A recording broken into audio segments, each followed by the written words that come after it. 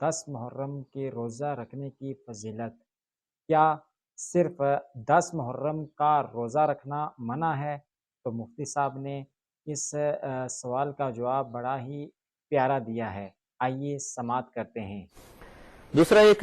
نبی کریم صلی اللہ علیہ وسلم جب مکہ المکرمہ سے مدینہ منورہ تشریف لائے تو یہاں پہ اس وقت یہود موجود تھے اور فوری طور پہ نبی کریم صلی اللہ علیہ وسلم نے انہیں مدینہ سے نہیں نکالا تھا، تو آپ نے یہاں کے یہود کو ملاحظہ فرمایا کہ وہ 10 محرم الحرام کا روزہ رکھتے ہیں، یوم عاشورہ جو ہوتا ہے اس کا روزہ رکھتے تھے۔ تو آپ نے دریافت فرمایا کہ تم اتنے اہتمام کے ساتھ یہ روزہ کیوں رکھتے ہو؟ انہوں نے عرض کی کہ یہ وہ دن ہے جس میں اللہ تبارک و تعالی نے فرعون اور اس کی قوم کو غرق کیا اور موسیٰ علیہ السلام اور آپ کی قوم کو ان کے شر سے نجات عطا فرمائی۔ تو موسیٰ علیہ السلام نے اس نجات کے شکرانے کے طور پہ روزہ رکھا تھا، تو ہم بھی ان کی موافقت میں روزہ رکھتے چلے آ رہے ہیں۔ جب نبی کریم صلی اللہ علیہ وسلم نے یہ بات سماعت فرمائی تو آپ نے صحابہ کرام سے ارشاد فرمایا کہ موسیٰ کی موافقت اختیار کرنے میں ہم یہود کے مقابلے میں ہم ان سے زیادہ قریب ہیں،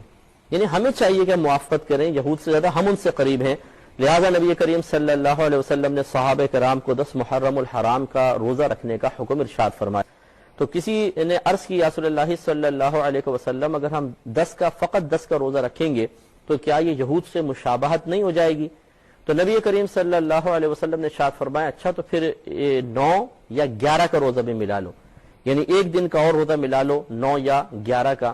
تو اس لیے یہ خود نبی کریم صلی اللہ علیہ وسلم کا طریقہ یقیناً سی بات ہے کہ آپ صحابہ کرام کو ارشاد فرما رہے ہیں، تو آپ نے خود بھی روزہ رکھا اور صحابہ کرام نے بھی رکھا، تو 10 محرم الحرام کا روزہ رکھنا یہ گویا کہ سنت موسیٰ علیہ السلام بھی ہے، ہمارے نبی کریم صلی اللہ علیہ وسلم اور دیگر صحابہ کرام کی سنت بھی قرار پائی ہے، اور اس کے ساتھ ساتھ 9 کا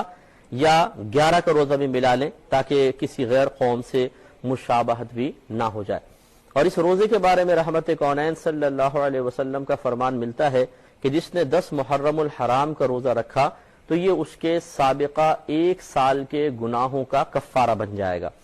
تو آپ دیکھیے 1 سال کے گناہ جتنے بھی ہیں پیچھے سب کے سب معاف ہو جائیں گے اس ایک روزے کی برکت سے۔